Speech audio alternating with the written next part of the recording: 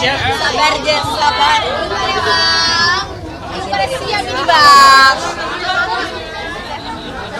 Aku kasih komando ya kalau udah siap ya. Ya, bentar, Bang.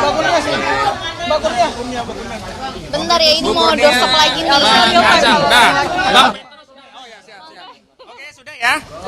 Baik, bismillahirrahmanirrahim. Assalamualaikum warahmatullahi wabarakatuh. Waalaikumsalam. Terima kasih kepada rekan-rekan media yang sudah memenuhi undangan kami dan juga seluruh rakyat Indonesia yang kami yakini juga mengikuti perjuangan kami dalam rangka membongkar ijazah palsu ini. Yang pertama kami ingin sampaikan bahwa kehadiran kami di sini mewakili klien kami Pak Roy Suryo dan kawan-kawan atau lebih sering disebut dengan Roy Suryo CS dalam rangka memenuhi undangan gelar perkara khusus yang disampaikan oleh penyidik Polda Metro Jaya. Gelar perkara khusus ini juga tidak lepas dari apa yang kami mohonkan. 2 kali kami mengajukan permohonan gelar perkara khusus. Yang pertama di tanggal 21 Juli 2025 yang lalu dan yang terakhir di tanggal 20 November 2025. Yang gelar perkara dulu kami memang minta agar ada gelar perkara saat penyelidikan ditingkatkan menjadi penyidikan yang saat itu ada setidaknya 12 orang yang ditetapkan sebagai terlapor. Nah, dalam perkembangannya 12 terlapor dengan 3 klaster ini tidak semuanya menjadi tersangka. Klaster media atau klaster YouTuber itu hilang dari posisinya dan kemudian ditingkatkan menjadi tersangka 8 orang yang dibagi menjadi 2 klaster. Klaster pertama yang kami sebut sebagai aktivis, klaster kedua yang kami sebut sebagai akademisi. Kami sendiri membentuk tim advokasi anti kriminalisasi akademisi dan aktivis. Dan gelar perkara ini juga ada 2 sesi yang kami terima. Sesi pertama jam 10.00 WIB yakni untuk klaster pertama. Yang kami dampingi hari ini di klaster pertama adalah pertama Bapak Rizal Fadilah sarjana hukum, yang kedua Ibu Kurnia Triryani sarjana hukum selaku advokat, dan yang ketiga ada Bapak Rustam Effendi. Dan nanti akan ada lagi gelar perkara khusus di sesi kedua yakni klaster akademisi, ada Pak Roy Suryo dan Pak Rizwan Sianipar yang kami dampingi. Dan kami ingin jelaskan terkait gelar perkara ini beberapa hal sebagai berikut. Yang pertama, kami meyakini, kita semua segenap bangsa Indonesia meyakini bahwa sudah tidak tersisa lagi dari saudara Joko Widodo sisi kenegarawanannya meskipun seberat biji zarah. Kenapa? Karena sudah tidak mungkin lagi atau meminjam ungkapan laksana memasukkan gajah ke lubang jarum kalau kita mengharapkan saudara Joko Widodo menunjukkan ijazahnya sebagaimana itu ya pernah dilakukan oleh Pak Asrul Sani atau kalau di dunia internasional persoalan dengan kewarganegaraan yang pernah disampaikan oleh Obama. Jadi kesimpulan kami sampai hari ini kami tegaskan bahwa sudah tidak ada lagi sisa kenegarawanan dari saudara Joko Widodo, maka kami simpulkan tidak akan lagi mengemis-ngemis kepada saudara Joko Widodo untuk menunjukkan ijazahnya. Yang kedua, karena hari ini status ijazah konon asli tadi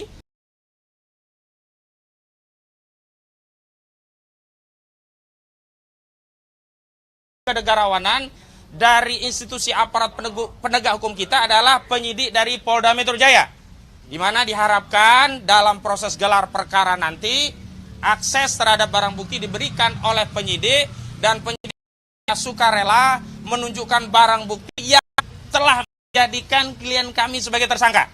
Sebab tidak mungkin ada orang dinyatakan sebagai fitnah dan pencemaran nama baik menyimpulkan ijazah saudara Joko Widodo itu palsu sebelum ada bukti ijazah asli ditampilkan. Dan sebenarnya dalam konteks pemeriksaan umum biasa saja seorang penyidik menunjukkan barang bukti yang telah disita untuk meminta keyakinan sekaligus memastikan orang yang mau diperiksa apakah sudah melihat atau belum. Pada faktanya saat pemeriksaan Bapak Rizal Fadilah, Ibu Kurnia Triryani, keduanya telah meminta kepada penyidik untuk ditunjukkan, tapi saat itu tidak diberikan akses dengan alasan bahwa ijazah tersebut masih disita oleh Polda dan diperiksa Bareskrim di bagian Puslapor Bareskrim Mabes Polri. Kami harapkan hari ini sudah tidak ada alasan lagi. Namun sekali lagi kami tentu saja tidak cukup memiliki keyakinan bahwa hal itu akan dipenuhi oleh penyidik Polda Metro Jaya. Mengapa? Karena hari ini kebijakan dari institusi kepolisian yang kita cintai ini alih-alih teguh dan konsisten mengikuti hukum, asas, prosedur, dan substansinya, tetapi berulang kali menunjukkan anomali-anomali bahkan kontradiksi. Setelah Mahkamah Konstitusi mengeluarkan keputusan yang mewajibkan institusi kepolisian tunduk pada ketentuan pasal 28 ayat 3 Undang-Undang Kepolisian, di mana ditegaskan bahwa institusi kepolisian anggotanya tidak bisa menduduki jabatan sipil di luar institusi kepolisian kecuali dalam dua keadaan, yakni anggota kepolisian tersebut sudah pensiun atau yang kedua mengajukan pengunduran diri. Tapi lagi-lagi kita justru malah kecewa karena bukannya atau alih-alih menerbitkan peraturan Kapolri untuk mentaati konsekuensi dari putusan Mahkamah Konstitusi terakhir, Saudara Listio Sigit Kapolri malah mengeluarkan Perkapolri nomor 10 tahun 2025 yang substansinya justru memberikan izin kepada anggota Polri untuk mendudukan untuk menduduki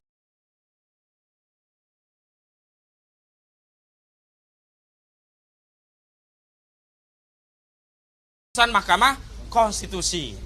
Jadi kami datang memenuhi undangan ini bukan karena akan ada keyakinan apa yang kami mintakan akan dipenuhi oleh institusi kepolisian, tapi kami memiliki niat akan kami sampaikan kepada seluruh rakyat. Kami ingin sampaikan kepada seluruh rakyat bahwa di negeri ini masih ada bagian dari putra-putra terbaik negeri ini yang peduli terhadap institusi penegakan hukum di negeri ini, yang peduli terhadap kejujuran, yang peduli terhadap kebenaran, yang peduli terhadap keadilan, terus mengupayakan kebenaran keadilan itu ditegakkan meskipun anomali dan kontradiksi itu selalu ditelanjangi oleh institusi itu kepada kita semuanya. Jadi sekali lagi meskipun apapun hasilnya kita tetap karena kita lahir dan dibesarkan negeri ini bukan hanya milik polisi, negeri ini bukan hanya milik jaksa, negeri ini bukan hanya milik Saudara Joko Widodo, tapi negeri ini adalah milik kita segenap rakyat Indonesia. Dan terakhir sebelum nanti kepada Bang Petrus Salestinus juga Bang Gafur Sangaji, rekan Gafur Sangaji, ada 3 hal yang nanti dijadikan evaluasi atau koreksi terhadap proses gelar perkara. Yang pertama dalam aspek kewenangan. Apakah proses penyelidikan dan penyidikan dilakukan oleh penyidik Polda Metro Jaya dilakukan sesuai dengan ketentuan peraturan perundang-undangan yang berlaku atau dilakukan dengan menyalahgunakan wewenang atau bertindak secara sewenang-wenang. Kedua, kami akan cek dari sisi proses dan prosedur. Apakah proses, tahapan, dan prosedur sudah dilakukan sebagaimana diatur dalam ketentuan peraturan perundang-undangan, tidak melanggar asas-asas hukum pidana, dan tentu saja kalau melanggar ini akan menjadi catatan daripada cacat prosedur. Dan terakhir terkait substansi, memang kami ingin agar secara substansi masalah yang bikin gaduh seluruh rakyat, yakni ijazah itu bisa ditunjukkan dalam proses gelar perkara. Dan terakhir, ada sejumlah anomali dan kontradiksi yang ini perlu kami sampaikan agar publik tahu. Dalam proses penyidikan dan peningkatan status tersangka, itu semestinya calon tersangka diperiksa. Dan ini amanat dari putusan Mahkamah Konstitusi. Namun dari 8 tersangka ada satu tersangka yang belum pernah diperiksa sama sekali, sementara penyidik kemudian secara sepihak ikut menetapkan yang bersangkutan sebagai tersangka. Meskipun ini hanya satu tersangka, tetapi esensinya ini adalah cacat prosedur secara keseluruhan. Kenapa? Karena ini satu paket. Saat pemberitahuan SPDP, kita semuanya dijadikan satu dalam satu berkas. Jadi satu cacat maka seluruh prosedur penyidikan ini juga menjadi cacat. Itu yang perlu kami sampaikan, meskipun nanti ada catatan-catatan lain yang kami akan pertanyakan langsung dalam proses gelar perkara khusus. Dan terakhir, kami ingin tegaskan, inilah tim advokasi yang menjadi kuasa hukum Pak Roy Suryo. Ada Pak Petrus Celestinus, ada Bang Gafur Sangaji, ada Bang Jamal Gisang, ada Bang Azamkan, ada Fitra, ada Jack Piliang, ada Herman Kadir, Baharu Zaman Jadi yang semua ini adalah bagian dari tim Anwar di Bang Medik. Selain yang ada ini bukan bagian dari tim. Jadi kalau ada tim yang sudah tidak bersama kami, jadi tidak lagi bertindak untuk dan atas nama tim kami tidak bertanggung jawab terhadap apapun yang diambil ditempuh oleh tim-tim di luar yang resmi kami bentuk. Demikian, selanjutnya kami persilakan Bang Petrus Celestinus.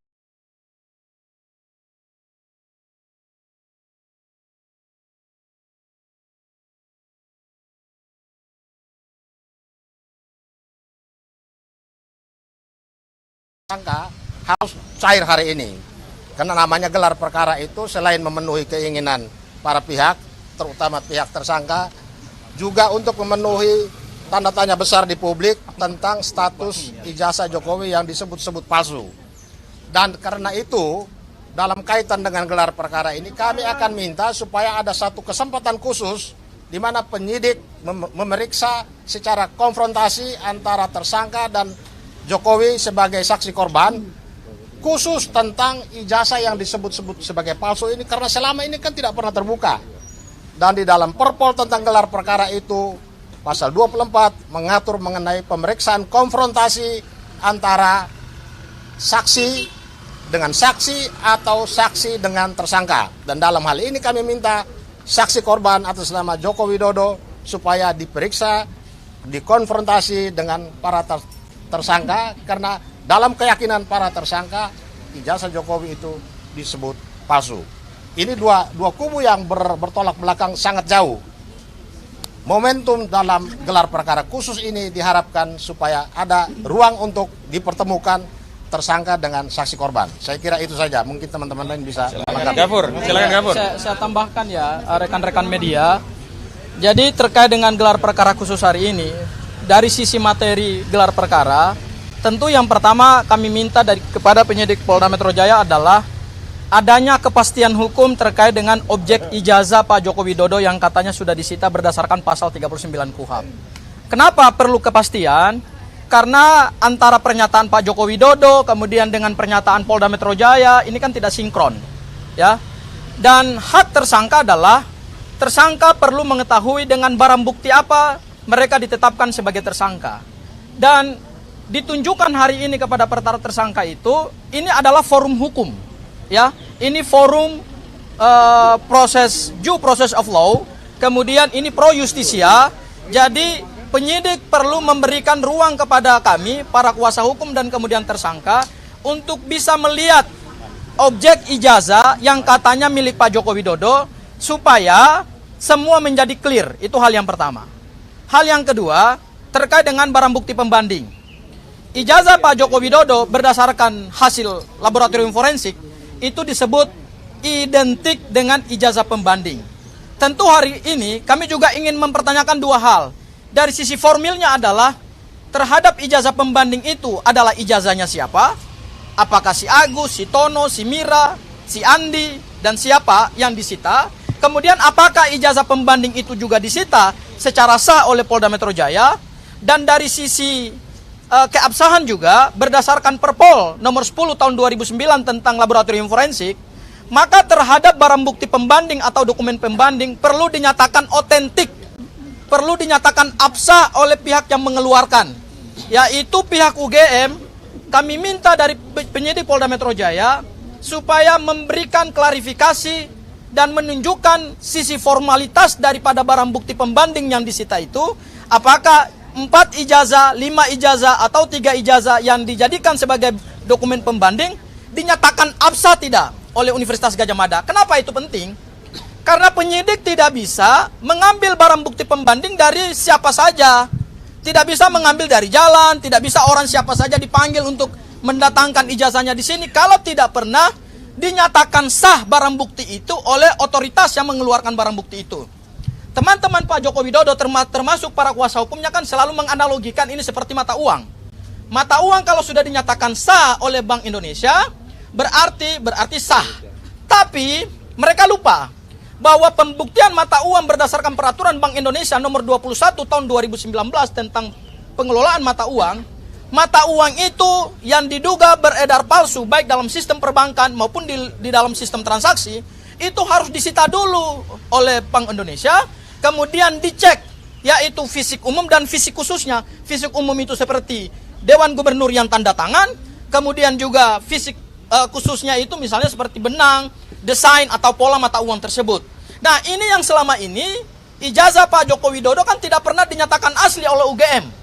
UGM tidak pernah melihat ijazah Pak Joko Widodo dan tidak pernah memeriksa ijazah Pak Joko Widodo.